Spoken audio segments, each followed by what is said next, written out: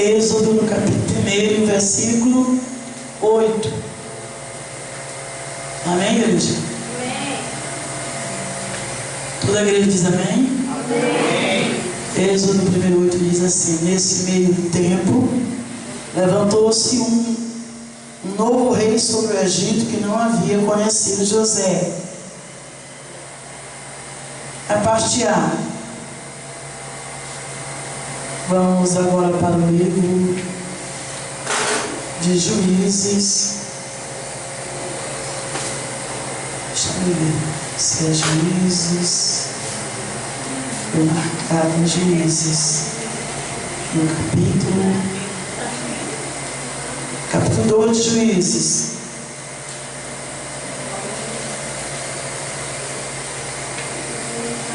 Juízes 2:10. Amém, igreja? Amém. Diz a palavra de Deus em Juízes 2, capítulo 2, versículo 10. Toda aquela geração também morreu e foi reunida aos seus pais.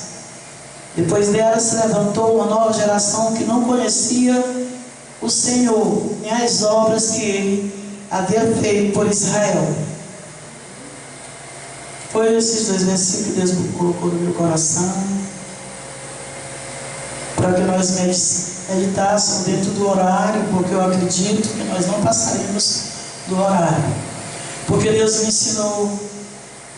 A semana passada a gente vai aprendendo todo dia, né, com Deus.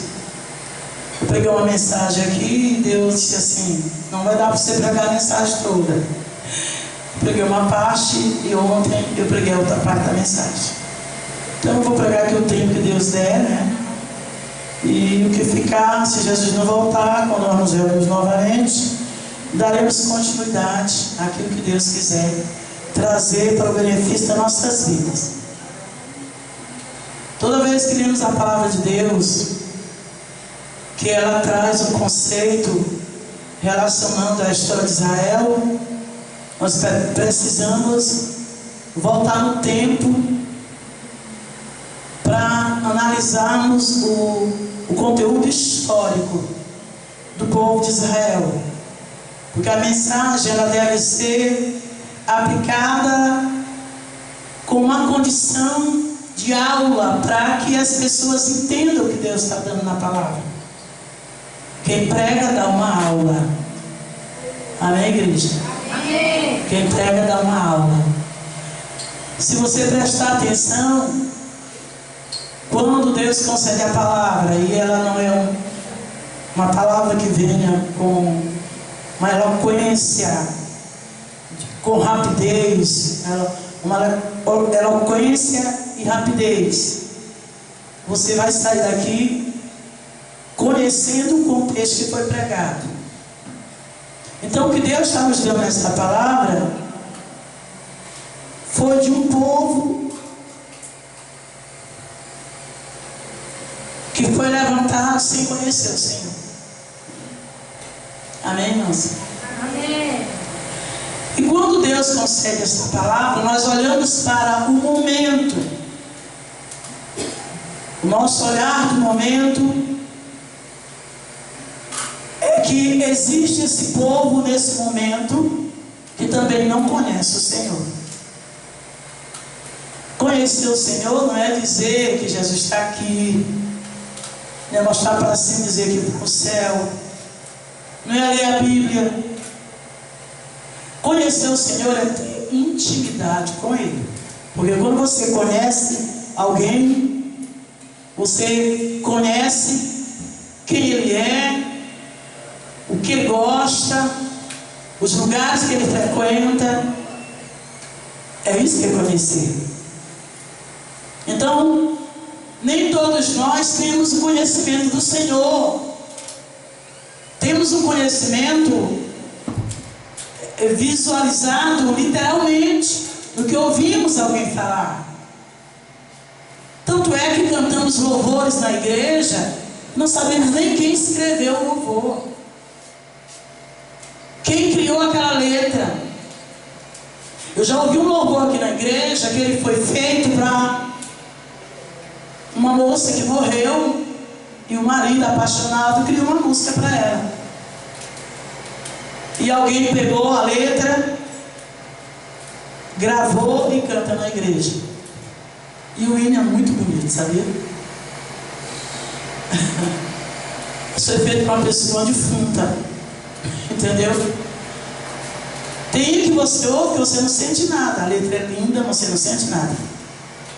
Você tem que ir para ver a origem dessa letra. Porque a igreja não come qualquer coisa. O nosso espírito, ele não se alimenta de alfarrobas, de qualquer bagulho. Para alimentar as ovelhas, para que alguém venha no culto e receba alimentação, a alimentação tem que ser uma alimentação pura, puramente vinda do trono. Só que alimenta a igreja é o Espírito Santo, somente Ele. As palavras do homem podem ecoar no ouvido como coisas boas, mas não consola e não sara o espírito, não conserta nada. Somente o Espírito Santo tem esse poder. Então, falando desse povo que foi levantado, aqui nesse tempo levantou-se um novo rei sobre o Egito, que não havia conhecido José. Falar de José, nós temos que voltar no tempo. Todo mundo conhece a história, mas nós temos que voltar. A história se inicia lá em Abraão. Em Abraão, Deus chama Abraão, capítulo 2 de Gênesis, dá uma ordem para Abraão, porque toda vez que Deus opciona fazer alguma coisa, Ele dita regras, não é de qualquer forma, não é do jeito que você quer. Ele vai citar as regras, Ele vai te dizer como Ele quer. Você vai ter que obedecer, então não terá nada. Ele não vai se curvar diante de nós. Nós precisamos nos curvar diante dele. Ele falou o que para Abraão? Gênesis 12, 1 13: sai da tua terra, da tua parentela, vai para uma terra que eu vou te mostrar. Eu abençoarei os que te abençoarem, e amaldiçoarei aqueles que te amaldiçoarem. Em ti serão benditas todas as famílias da terra. Mas primeiramente ele disse: sai da tua terra e vai para uma terra que eu ainda vou te mostrar.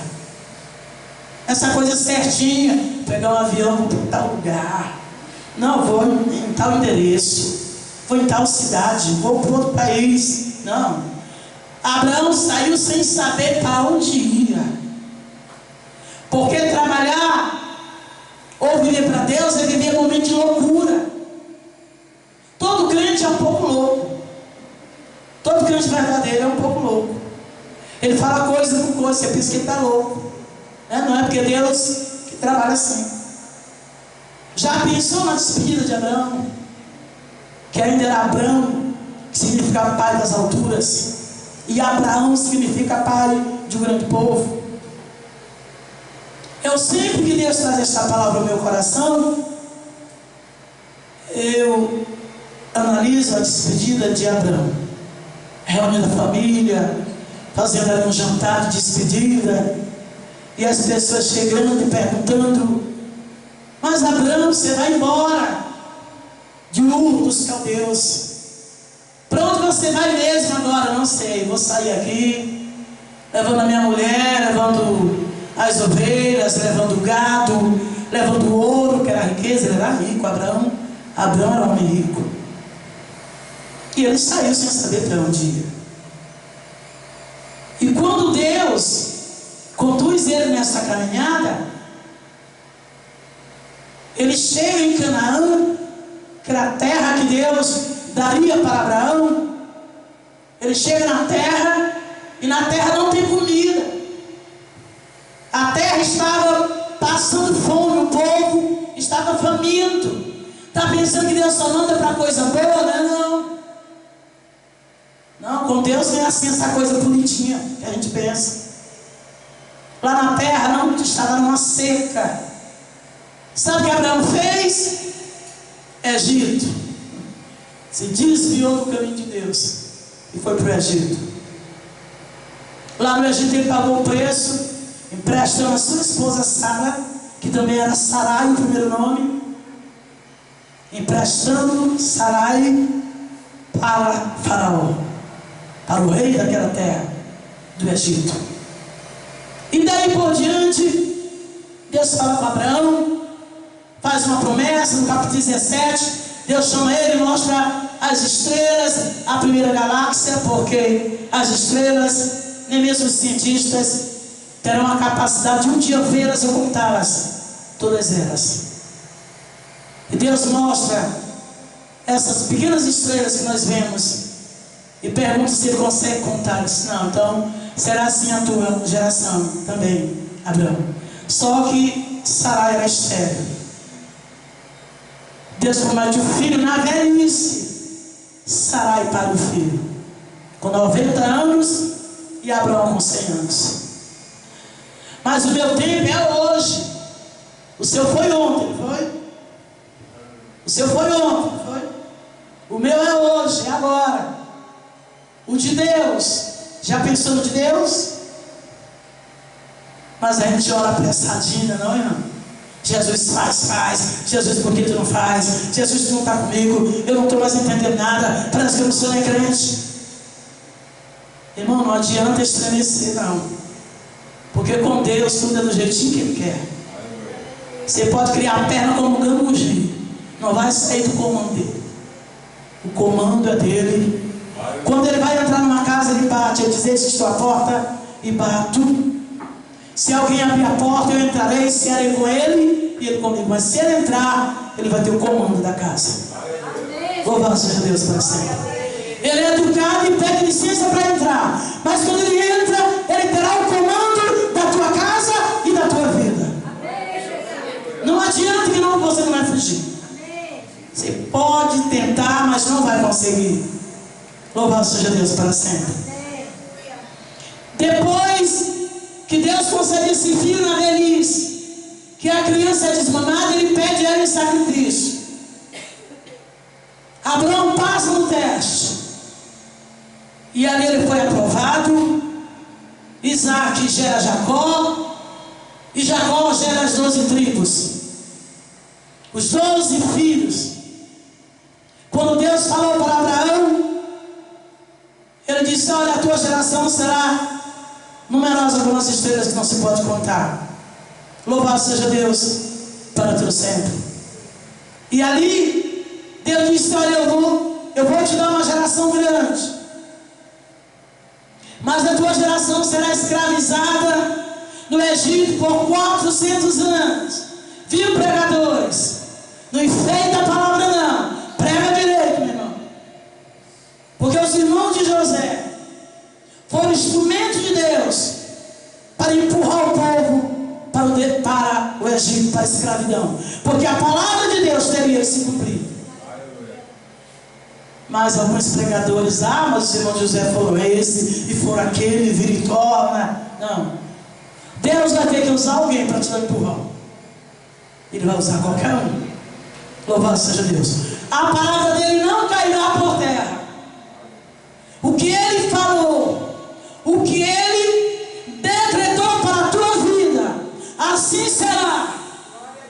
Não adianta demônios levantarem, porque Deus vai dar um brado e vai destruir todas as forças de demônio contra a igreja dele, e a palavra irá se cumprir no tempo certo, porque ele não perde batalha. Quem perde batalha é o homem e Satanás, mas Deus não perde. Ele é tão poderoso que ele coloca emboscada no meio dos nossos inimigos e toma as espadas deles, uns contra os outros, e eles se matam entre si, e você fica só olhando de longe, eles tomando a vida um do outro. Desce um cálice de ira da tua mão e coloca na mão do teu adversário. Cantarava sobre nós. Não se preocupas, Deus vai mudar essa situação. O tempo dele é o tempo dele. O tempo dele não é o tempo do homem. Parece demorado, mas ele está no glorificaram o nome dele. Louvado seja o nome do Senhor para todo sempre. Então depois, quando Deus entrega a geração de Abraão em Jacó com os 12 filhos, Deus dá sonhos para José. Entre os 12 filhos, o filho de Raquel, a segunda esposa de Jacó, Deus concede sonhos para José. Ele no campo, os feixes, o feixe dos irmãos se levantando, se inclinando ao feixe dele. Depois ele tem aquela outra visão da lua, do sol se inclinando diante dele.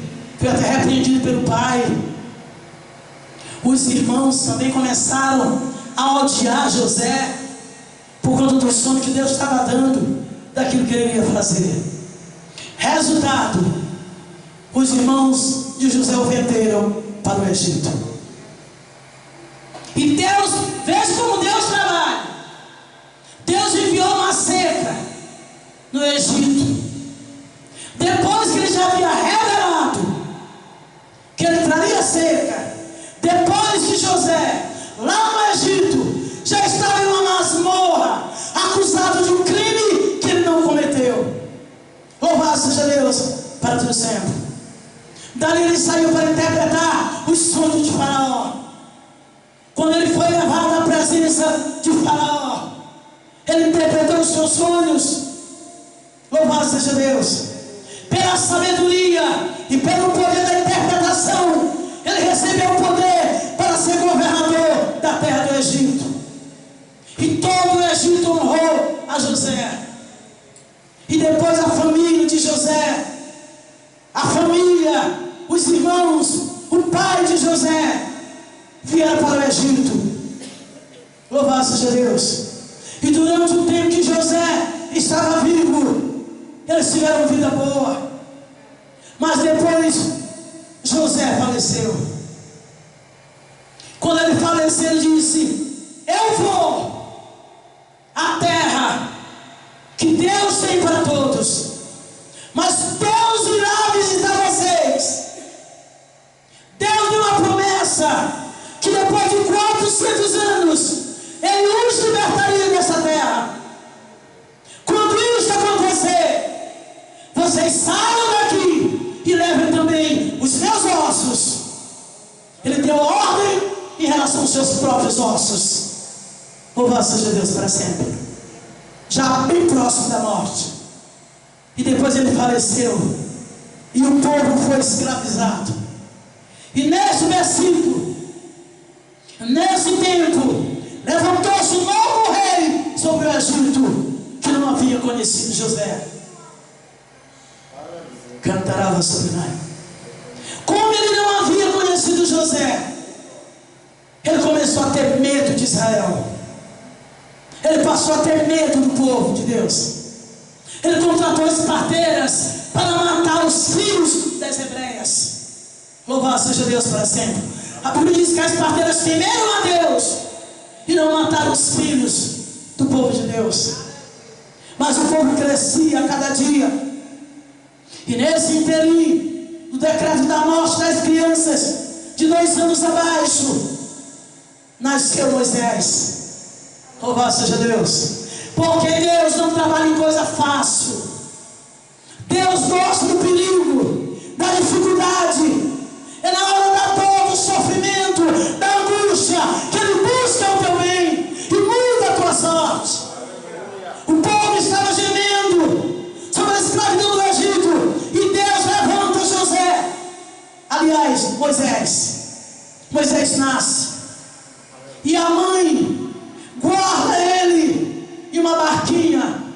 Ela calafetou aquele barquinho pequeno, colocou o filho e soltou nas águas do Nilo. Deus levanta agora a filha de Faraó. Deus trabalha para enigmas, não trabalha pela nossa visão. Ele trabalha segundo o desejo do seu coração. Agora ele levanta a filha de Faraó, a princesa, para lavar-se no rio Nilo. E lá ela encontra aquela criança envolta em manto, dentro daquele barquinho. Louvado seja Deus para sempre. E ela toma para criá-lo, porque ele teria que ser criado estudando nas melhores escolas do Egito, porque para atacar o inimigo você tem que conhecer tudo. Louvado seja Deus para sempre. Jesus uma certa vez disse: para entrar na casa do inimigo, primeiro tem que amarrá-lo. Para entrar na sua casa e tomar os seus bens. E para vencer Satanás, você tem que amarrá-lo. Amarrá-lo pelas orações, amarrar pela fé, amarrar pela palavra, pela esperança, por tudo aquilo que Deus tem te prometido. Satanás tem que estar amarrado. Cantarava Sorenai, para que Deus mude a tua vida. Louvado seja o nome do Senhor, para Deus sempre. E nós bem sabemos que ele foi criado no palácio. Louvado seja Deus. A sua própria mãe foi chamada para alimentá-lo, ainda recebeu um salário. Moisés chegou a crescer, alcançou a idade de 40 anos. Estava na hora de Deus começar a colocar um plano em prática. Louvado seja Deus. Deus trabalha muitas vezes em longas datas. Foi assim que ele trabalhou para tirar o povo do Egito, para fazer conhecido o seu nome. Naquela época o povo não tinha visão de Deus, não tinha conhecimento do nosso Deus. Louvado seja o nome do Senhor para sempre. Então Deus trabalhava para trazer o seu nome conhecido, fazer o seu nome notório em toda a terra, no meio de todo aquele povo. Louvado seja o nome do Senhor para sempre. Depois que Moisés aprendeu toda a ciência do Egito, tornou-se um doutor, cantarava Sorenai. Agora Deus prepara uma ocasião, e Moisés comete até um crime, e foge, e vai para o deserto. O príncipe do Egito agora vai para o deserto. Louvado seja Deus.